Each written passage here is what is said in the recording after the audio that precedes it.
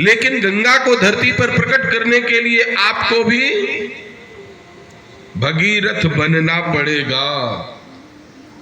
भगीरथ जी ने गौतम ऋषि ने गंगा जी की प्रार्थना किया और गंगा जी कहने लगी, योयम सर्व प्रियार्थम वा तिष्ठात्यत्र न किं पुनः गौतमोक्षालयित्वाहं गमिष्यामि यथागतम।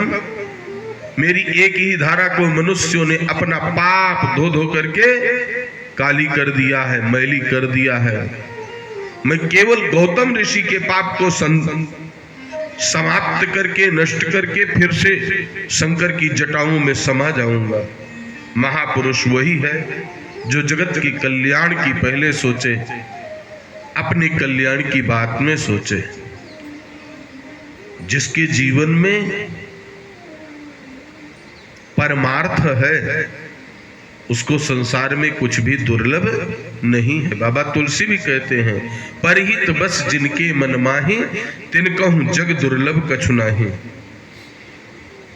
नाना भांति के स्तोत्रों से स्तुति किया है गौतम ऋषि ने और उनकी प्रार्थना को सुनकर के अनुग्रहाय लोकानाम अस्माकं प्रिय काम्यया स्थाव्यम शंकरेणापि त्वया चैव सरिद्वरे याव सिंहे गुरुश्चैव स्थास्यामस्तद तावदेव हि त्वयि स्नानं त्रिकालं च शंकरस्य च दर्शनं कृत्वा स्वपापं निखिलं विमुक्षामो न संशयः स्वदेताश्चागमिष्यामो भवच्छासनतो भयम्। गौतम ऋषि के तप से गौतमी गंगा प्रकट हुई, जिनका 12 वर्ष में कुंभ के मेले में भक्तजन देश के कोने कोने से जाकर के अवगान करके और अपने को पवित्र कर लेते हैं। उनको यम के द्वार का दर्शन नहीं करना होता है। उन गंगा जी का नाम क्या है? गौतमी गंगा त्रयंबकेश्वर में विराजमान है। और जो पार्थिव शिवलिंग की पूजा करते थे गौतम ऋषि, वो त्रयंबकेश्वर महादेव के रूप में वहीं पर प्रतिष्ठित हो गए। महान से महान पापों का नाश करने में वो समर्थ हैं। त्रयंबकेश्वर महादेव की महिमा का वर्णन किया गया। भगवान की दिव्य लीलाओं में परम शिव भक्त रावण ने भगवान की बड़ी सेवा किया। केदार खंड में जाकर के जब भोलेनाथ किसी भी प्रकार से प्रकट न हुए तो अपने एक एक सिर की आहुति बाम अग्नि में देने लगा। बाबा तुलसी लिखते हैं, जिम संपदा शिव राम नहीं दीन दिए 10 माथ तिम संपदा विभीषण ही सकुच दीन रघुनाथ। भगवान रावण के ऊपर अत्यंत प्रसन्न हुए। रावण से कहने लगे, क्या चाहता है? रावण ने कहा, प्रसन्नो भव देवेश लंकां च त्वां नयाम्यहं सफलं कुरु मे कामं त्वामहं शरणं गतः। यदि आप मेरे ऊपर अत्यंत प्रसन्न हैं तो मेरी पूजा को सफल कीजिए और भारत देश से चल करके मेरी लंका में निवास कीजिए। धन्य है ये भारत की भूमि जहां पर परमात्मा के 24 अवतार हैं, 12 ज्योतिर्लिंग है, 4 धाम है। कोई वृंदावन बड़ा सुंदर बना सकता है लेकिन वृंदावन बिहारी लाल का प्राकट्य नहीं करा सकता है।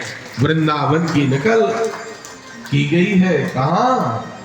अमेरिका में 9 वृंदावन बनाया गया है, लेकिन वहां वृंदावन बिहारी लाल तो नहीं जाएंगे ना।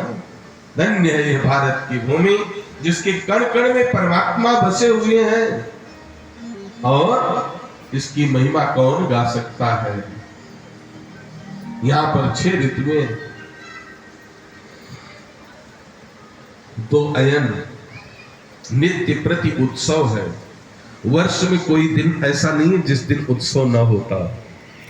पड़वा के दिन क्या करते हो? चकाचक बना करके गिरिराज बाबा को 56 भोग खिलाते हो, अन्नकूट मनाते हो, द्वितीया को भैया दूज मनाते हो, और आज हरियाली तीज है। एक एक दिन में 2-2 त्योहार होते हैं। हरियाली तीज भी है और आज के दिन अक्षय तृतीया भी मनाई जाती है। तृतीया तिथि को आज प्रकृति का पूजन है। मध्य प्रदेश छत्तीसगढ़ में इसको हरेला बोलते हैं। हरे हरे डालियां तोड़ करके ले आएंगे, घर के दोनों कंगूरों में लगाएंगे, सुंदर पूड़ी खीर मालपुआ बनाएंगे और गोधन का पूजन करके खिलाएंगे। हरेला त्योहार के रूप में मनाते हैं। माताएं अपने पिया के घर से पिता के घर आती हैं, सावन में झूला झूलती हैं। आजकल तो सब त्योहार सब प्रोफेशनल हो गए हैं। अब तो किटी पार्टी होने लगी है। क्या कहा जाए, संस्कृति। किसी देश को नष्ट करना है ना, तो उसको नष्ट करने के लिए कुछ मत कीजिए, उसकी संस्कृति पर कुठाराघात कर दीजिए। और आज यही हमारे भारत देश में हो रहा है। आज के ये अक्षय वो हरियाली तीज के व्रत का बड़ा महत्व है। भगवान शिव को शिवा ने आज के दिन प्रसन्न किया था, इसलिए ये पर्व बड़ा महत्वपूर्ण है। पहले आज के ही दिन माता बहनें जवारा बोती थी और बो करके फिर जब रक्षाबंधन पर्व आता था 12 दिन बाद आज के, तो भाई के दोनों कानों में जवारा रख करके आरता करती थी, लंबी आयु की कामना करती थी, रक्षा सूत्र बांध करके। सब परंपराएं नष्ट होती चली जा रही हैं। बस केवल दुनिया, चाहे स्त्री हो चाहे पुरुष हो, मोबाइल में रील बनाने में लगे हुए हैं और कुछ नहीं रह गया। टुक टुक टुक टुक टुक टुक टुक टुक लगे हुए हैं फॉरवर्ड करने में। अरे कुछ अपने चरित्र को, अपने संस्कार को संभालो, यही संस्कृति है। आज तो बहुत सारी मैया लहरिया साड़ी पहन के आई हैं। आप अपने लिए ताली बजा लो, क्योंकि आपने त्योहार को संजो के रखा है। पहनावा ही सही, पहनावे में संजो करके रखा है। ये कितना पावन पवित्र महीना है। इसमें श्रवण भक्ति होती है। भगवान का शयन होता है 4 महीने का, देव शयन हुआ है और एप्लीकेशन एक्सेप्ट किए जाते हैं श्रावण के महीने में। भोलेनाथ और लक्ष्मी जी दोनों सत्ता के 2 धुरे बने जाते हैं। आबादे एप्लीकेशन, सबका निराकरण इकट्ठा कर देंगे। इसके बाद भद्र महीना आता है, उसमें सुनवाई लिखी जाती है और कार्तिक में वो सुनाया जाता है क्या लिखा गया है। महत्वपूर्ण समय है। घर घर में सुंदर पकवान बनते थे। बहन बेटियां आकर के अपने सुख दुख को परिवारी जनों के बीच में, अपनी सहेलियों के बीच में बांटती थी। आज सब समाप्त होता चला जा रहा है। संसार में समय नहीं रह गया। संबंध भी अब बड़े विचित्र हो गए हैं। ननद रानी भाभी जी से फोन करके पूछती हैं राखी पहुंच गई क्या? कहती है बिल्कुल बिल्कुल, अभी अभी हाथ में आया है। जबकि ननद रानी ने तो राखी भेजा ही नहीं है, कहीं आना जाए कुछ ले ना जाए। बहन बेटियां आपसे कुछ लेने के लिए नहीं आती हैं बंधुओं। उनके चरण आपके घर में पड़ते हैं तो आपके घर से दरिद्रा देवी हुआ भाग जाती है। ये ऐसा अनुभव करोगे तो आपके घर में सुख शांति समृद्धि रहेगी। जो अपने घर में 365 दिन खाती है सूखा रूखा कैसे भी, वो 1 दिन 2 दिन त्योहार मनाने के लिए आपके घर में आती है, तो उससे कुछ उसका बढ़े नहीं जाएगा। जितना आपसे पाती है उससे शायद दूना अपने भतीजा भतीजी के लिए वो दे देती है। लेकिन कुछ भी हो, पर्व के दिन हर एक मैया रास्ता निहारती है कि हमारा भी कोई है जो हमें आज याद करेगा। इन रिश्तों को मत भूलो। आपकी दौड़ती आंधी में ऐसा मत कुछ करो। संभाल करके रखो, संजो करके रखो। यही जीवन में साथ जाएगा और कुछ भी साथ जाने वाला नहीं है। ईर्ष्या द्वेष इस सब का त्याग करो, मन से बाहर निकालो। ऋषि मुनि भी नहीं बचे। आपने अभी कथा में सुना, आप उस पावन नगर भूमि पर जन्म लिए हो जहाँ 12 ज्योतिर्लिंग, भगवान के 24 अवतार हुए हैं, जहाँ पर परमात्मा राम और कृष्ण के रूप में जन्म लेकर के और मर्यादा की शिक्षा और लीला करके इसकी महिमा को बढ़ाया है। स्वर्ग से भी सुंदर है, स्वर्ग से सुंदर ये धरती जहाँ जन्म लिए भगवान। मेरा भारत देश महान, मेरा भारत देश महान।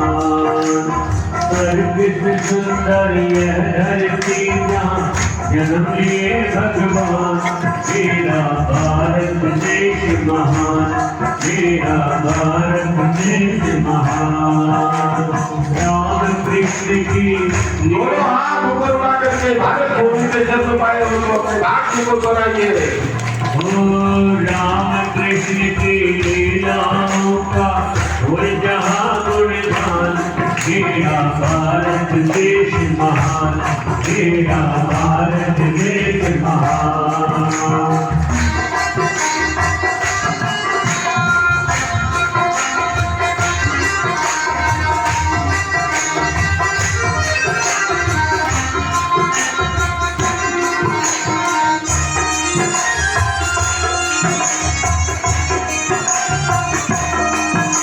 वृंदावन के धाम को देखा, गाय चराते श्याम को देखा, गाय चराते श्याम को देखा। गीता और पुराण को देखा, गंगा जी के धाम को देखा, गंगा जी के धाम को देखा। जहाँ बजाई श्याम ने मुरली है यही ब्रज धाम। मेरा भारत देश महान, मेरा भारत देश महान। स्वर्ग से सुंदर यह धरती जहाँ जन्म लिए भगवान। मेरा भारत देश महान, मेरा भारत देश महान।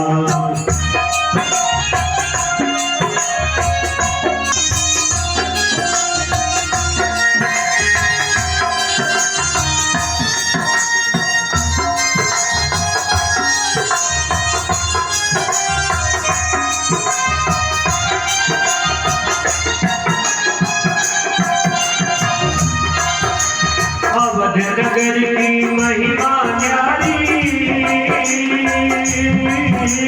सरयोज की शोभा प्यारी, सरयोज की शोभा प्यारी। जहाँ झुलाते प्रभु को झूला, सावन में लाखों नर नारी, सावन में लाखों नर नारी। जहाँ झुलाते प्रभु को झूला, सावन में लाखों नर नारी, सावन में लाखों नर नारी। दिया की सुंदर झांकी देखो निरख रहे हनुमान।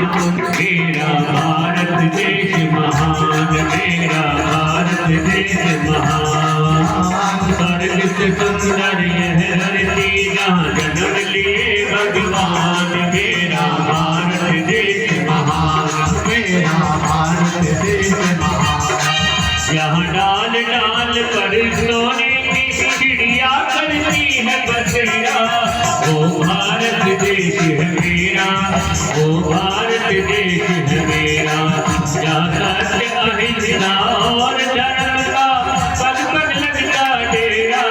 वो भारत देश है मेरा, वो भारत देश है मेरा। हरि ओम नमः शिवाय, हरि ओम नमः शिवाय, हरि ओम नमः शिवाय, हरि ओम नमः शिवाय। जहाँ सत्य अहिंसा और धर्म का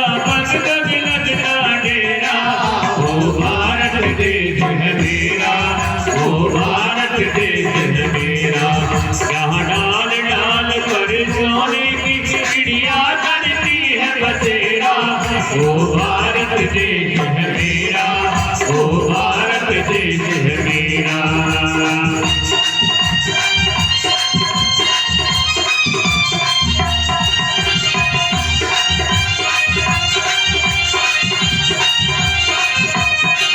ये धरती जहाँ पर ऋषि मुनि जपते हरि नाम की माला, हरिओ हरिओ हरिओ हरिओ।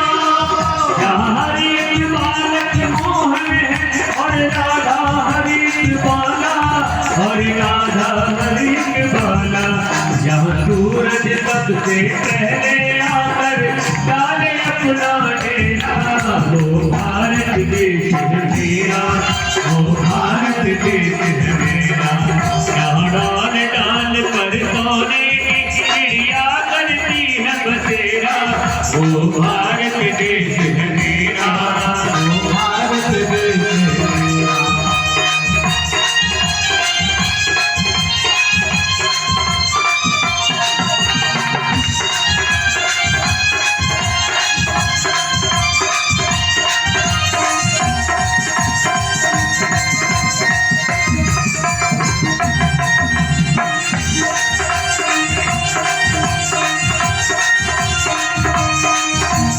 तेरे लोगी धरती पर जो हरि है हरिओ हरिओ हरिओ हरिओ।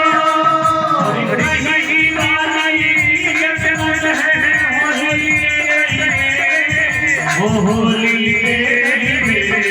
जहाँ राग खुशी का चारों ओर है, वो भारत देश है मेरा, वो भारत देश है मेरा। जहाँ साथ अहिंसा और धर्म का सदगत लगता डेरा, वो भारत देश है मेरा, वो भारत देश है मेरा। और स्वर्ग के सुंदर हरती यहाँ जन्म लिए भगवान मेरा, भारत देश महान मेरा, भारत देश महान मेरा, भारत देश महान मेरा, भारत देश महान। नमः पार्वती पतये हर हर महादेव। भारत भूमि को छोड़ करके महादेव जाना नहीं चाहते थे, इसलिए अपना एक दिव्य लिंग प्रकट किया स्वयंभू और रावण के हाथ में दिया। बोले श्रूयताम राक्षस श्रेष्ठ बचो में सारवत्तया, नीयताम स्वगृहे में ही सद्भक्त्या लिंगमुत्तमम्।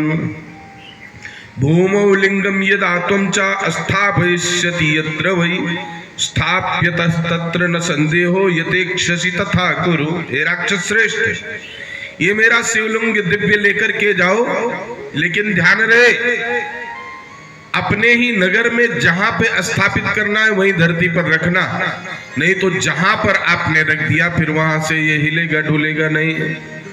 महादेव की प्रबल माया के प्रभाव से जैसे ही चिता भूमि में पहुंचे वैसे ही बड़े जोर का वेग आ गया लघु शंका का, और लघु शंका के वेग से व्याकुल हुए राक्षस राज रावण ने एक गोप को देखा, गैया चराने वाले ग्वाले को। उससे बोले भैया थोड़ी देर संभाल करके रखो, मैं अभी आया। वो गोप कोई और नहीं था, वृषभध्वज स्वयं ही गोप वेश में वहां पर प्रकट हुए थे। रावण लघु शंका से निवृत्त होकर के जैसे ही हिलाने लगा, उस शिवलिंग को भूमौ संस्थापयामास तद्भारेण अति पीड़िता ततस्थितम लिंगम वज्रसार समुद्भवम। वो वज्र के समान हो गया, हिलाए डुलाए नहीं डला। रावण गया, लंका में बड़ा दुखी बैठा हुआ था, महादेव की आराधना पुनः पुनः करने लगा। बोले आशुतोष प्रसन्न होकर के पता नहीं क्या मनमानी वरदान इसको दे दे, कुछ ऐसा करो कि गुस्सा हो जाए। तो इसको गुण ये ज्ञान कौन दे सकता है, ये किसी की सुनता तो है नहीं। बोले नारद जी को भेजो। नारम ज्ञानम ददाती थी नारदा। नारद जी के 3 रूप हैं। एक रूप है जो ज्ञान बांटते हैं, एक रूप है जो संवाददाता का काम करते हैं और तीसरा रूप नारदगिरी का है, जिसको आप सब लोग जानते हैं, जो इधर की उधर भिड़ा देते हैं। एक दिन बेचारे नारद जी चुपचाप चले जा रहे थे अपने रास्ते। एक पंडित पंडितानी बड़े प्रेम पूर्वक अपने घर में रहते थे। दोनों ने एक साथ नारद जी को चेतावनी दे दिया, चुनौती दे दिया, ललकार दिया। बोले नारद सुनो, तुम्हारी नारदगिरी दुनिया में कहीं चलती होगी, लेकिन हमारे बीच में इतना प्रेम है, हम कभी तुम्हारे भिड़ाने से भिड़ेंगे नहीं। नारद जी ने कहा देखो हमसे मत उलझो, ततैया के छत्ते में जबरदस्ती हाथ डालोगे और फिर कहोगे ततैया ने काट लिया, तो हमसे मत उलझो, ज्यादा अच्छा है। बोले नहीं, तुम्हें चुनौती है, चैलेंज है, अगर हमारे में झगड़ा करा दो तब मानो। बोले फिर अब आज से सावधान रहना। नारद जी दूसरे दिन उनके तो अणिमा लगिमा महिमा सब सिद्धियां करामलवत थी, हाथ में थी। नारद जी ज्योतिषी का रूप बनाए और ज्योतिषी का रूप बना करके पंडित जी के गांव में पहुंच गए। माताएं कितनी भोली भाली हैं, गहना दुगना करने के चक्कर में अपना वाला भी लुटा बैठती हैं। नोट भी दुगना करने वाले घूमते रहते, कैसी ठगा जाती हैं।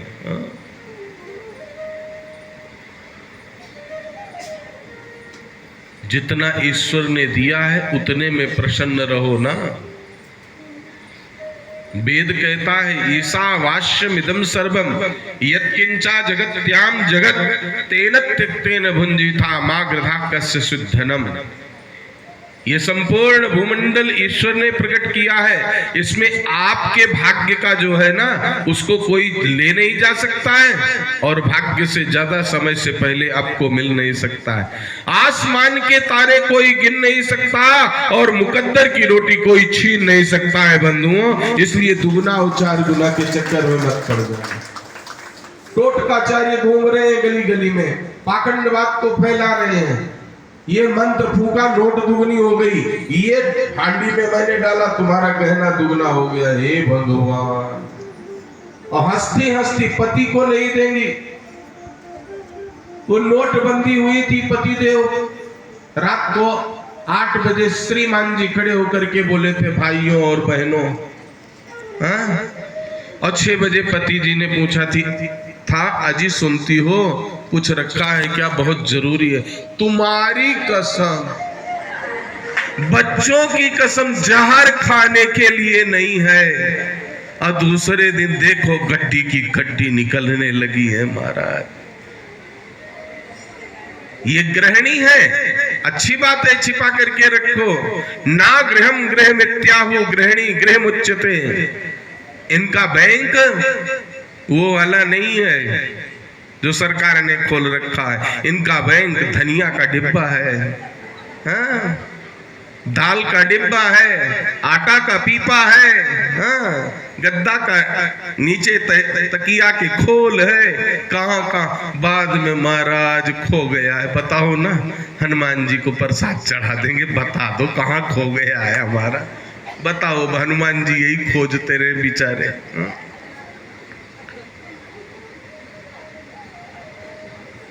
तो ईश्वर ने आपको अनमोल ये मानव शरीर दिया है, 2 हाथ दिया है, 2 कान दिया है, 2 आंख दिया है, माइंड दिया है इतना बड़ा, ये पैर दिया है। कुछ तो सोचो विचारो, ऐसे पाखंडवाद में मत पड़ो, अपनी दूसरे के सिखावे में मत पड़ो, नहीं तो बर्बाद हो जाओगे। नारद बाबा को चुनौती दिया था, इसलिए नारद बाबा आ गए नारदगिरी करने के लिए। बात कहां से उठी थी ये सारी? हाथ दिखाने पर। हाँ, बहुत सारी माताएं आती हैं, घंटों घंटों बैठी रहेंगी, ऐसी सीधी सादी चुपकी बनी हुई है। भगवान शायद साक्षात लक्ष्मी मैया यही है, धन्य हो, पांव पखारो इनकी। घंटों के बाद एक काम था महाराज आपसे, क्या? हमारा हाथ देख लो। हमने कहा हम आपके पैर ही देखेंगे, हाथ देखने की हमारे सामर्थ्य नहीं है। आप लक्ष्मी स्वरूपा हो, माता स्वरूपा हो, चरण बंदन करता हूं, मुझको आता ही नहीं है हाथों हाथ देखना। हाँ? अरे कर्म सुंदर करो, ईश्वर स्वयं फल देगा। कर्मण्येवाधिकारास्ते ना फलेषु कदाचन, फल की आकांक्षा मत रखो, कर्म करते चलो। गीता में भगवान ने कहा है, नहीं शुप्तस्य सिंहस्य प्रापिशन्ति स्वयं मृगैः। सृष्टि का सबसे बलवान जानवर जो है ना, टाइगर शेर, उसके भी सोते हुए सिंह के मुंह में मृग प्रवेश नहीं करता है। उद्योगिना सिंह मुपैति लक्ष्मी, उद्योगी बनो, कर्म योगी बनो, ये पाखंड योगी मत बनो, आपका सब कुछ प्राप्त हो जाएगा। ये फालतू के चक्कर में मत पड़ो, ईश्वर की आराधना करो, सुंदर कर्म करो, और जो कुछ मिल जाए उससे प्रसन्न रहो। ईश्वर के ऊपर कभी भी आक्षेप मत लगाओ। जो दिया है उसका शुक्रिया अदा करो, और जो नहीं पाए हो उसकी पात्रता आपके अंदर नहीं थी, अपने अंदर की कमी को खोजो।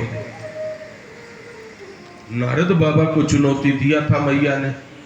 नारद बाबा बिन कहे एस्ट्रोलाइजर कलयुग वाले बन गए थे, जो बिन बताए सलाह देने लगते। मोबाइल खोलो तो, नेट खोलो तो, आपको ज्योतिषी से संपर्क करना है क्या, ये अकाउंट में इतना पैसा डालो, आपका पूरा भाग्य आ जाएगा।